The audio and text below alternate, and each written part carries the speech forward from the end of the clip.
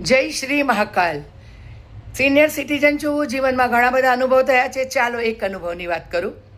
આજથી લગભગ 30-35 વર્ષ થઈ ગયા છે ત્યારની વાત કરું છું કે અમે પ્રોગ્રામ કરવા ગયા, ડ્રામાના પ્રોગ્રામો કરતી હતી. લગભગ ગ્રુપમાં 10થી 12 જણા હતા. એક જગ્યાએ પહોંચ્યા, બપોરના 3-4 વાગે પહોંચતા વાગી ગયા. એટલે ત્યાં ગયા એટલે ધાર્મિક એક સંસ્થા હતી, એમાં અમારો ઉતારો આપ્યો અને કહ્યું કે અત્યારે તો જમવાનું પતી ગયું છે, ખીર એટલે કે દૂધપાક મળશે, બધાને ચાલશે. તો અમે બધા ખુશ થઈ ગયા કે ચલો ભાઈ દૂધપાક મળશે.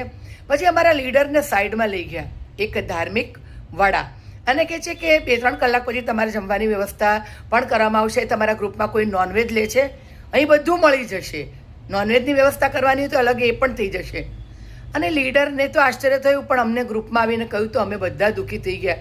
અરે આ લોકો શું બોલી રહ્યા છે, અમે કોઈ નોનવેજ ખાતા નથી, અને જે ખાતા પણ હોય ને એના ઘરે ખાશે, બહાર આવીને નહીં. બહુ દુઃખ થયું આ સાંભળીને. જ્યાં ડુંગળી લસણ જેવી વસ્તુ ખાવામાં ના આવતી હોય અને તમે ગ્રુપને એવું પૂછો કે તમારા માટે આવી વ્યવસ્થા થઈ જશે. અરે ભાઈ શાના માટે આવી વ્યવસ્થા કરશો? આપણે આ બધું નથી કરવાનું. જીવન સરળ જીવો, સાદું જીવો. જે છીએ ને એ જ બતાવીએ. કહીએ કંઈ, કરીએ કંઈ, એવું ના હોવું જોઈએ. જય શ્રી મહાકાલ.